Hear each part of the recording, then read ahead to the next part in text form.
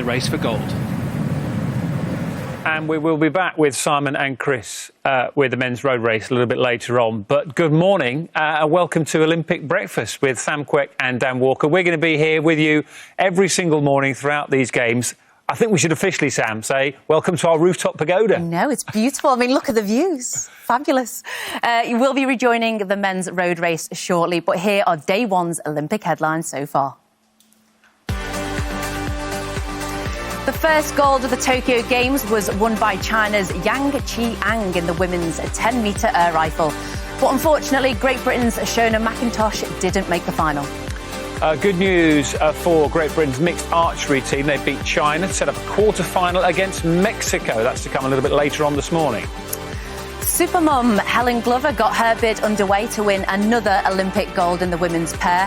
Her and Polly Swan came third in their heat out of the 4 boats, but it was enough to make the semi-final.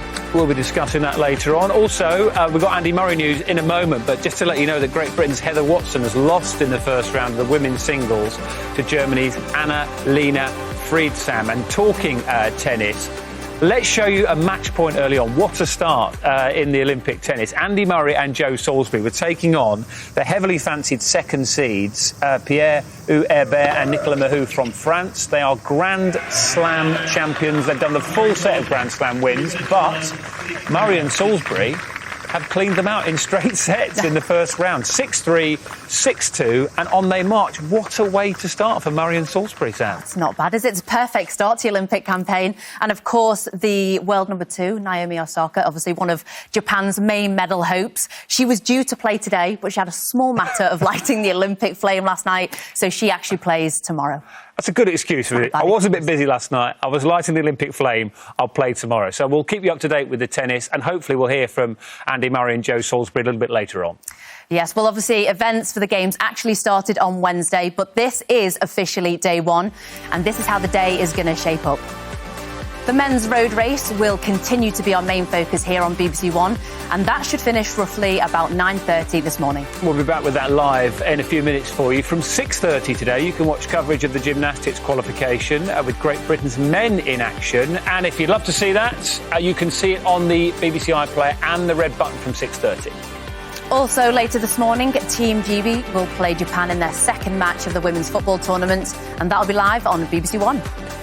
We're also going to get our first sighting of Adam Peaty in the pool. He's got the heat of the 100 metres breaststroke, where he is the red-hot favourite. If you're looking at the papers today, one of them is already saying that he is as nailed on for a top gong as it is possible to be. No pressure then, is there? I mean, it's a good job he's in Tokyo and not seeing those headlines. I'm sure. I'm convinced he's going to deliver, Sam. We're going to be OK with Adam Peaty. Yes, definitely. Fingers crossed. But back to the road race now after the latest news with Naga Munchetti. Hello, this is Breakfast. Our top story this morning. More workers in England will now be able to avoid self-isolation if contacted by NHS Test and Trace or pinged by the COVID app. A government scheme which had just been for supermarket depots and food manufacturers is now being extended to include frontline emergency services and some transport workers. The scheme was due to start yesterday but has been delayed until at least Monday. Airlines and airports are gearing up for their busiest weekend since the start of the pandemic. Heathrow is expecting 60,000 passengers to depart each day, whilst Gatwick is operating more than 260 flights today, compared to just 15 at the height of lockdown. Travel companies say new rules allowing fully vaccinated travellers to visit amber list countries without quarantining on return have provided a huge boost. It's our busiest weekend this year so far, and up a third on last weekend. So whilst the numbers are still small in comparison with a normal year, at least it feels a bit normal to the people who are managing to get away to those beach destinations that they've not been able to visit for many, many months. Police in Manchester say they're extremely concerned about the welfare of a missing 11-year-old girl from Bolton. Fatima Kadir was seen boarding a train from Manchester Piccadilly on Thursday evening and was last spotted leaving London Euston Station in the early hours of Friday morning. Greater Manchester Police wants to speak to 2 people who were travelling on the same train as Fatima. High levels of cholesterol in middle-aged people could be linked to an increasing risk of developing dementia.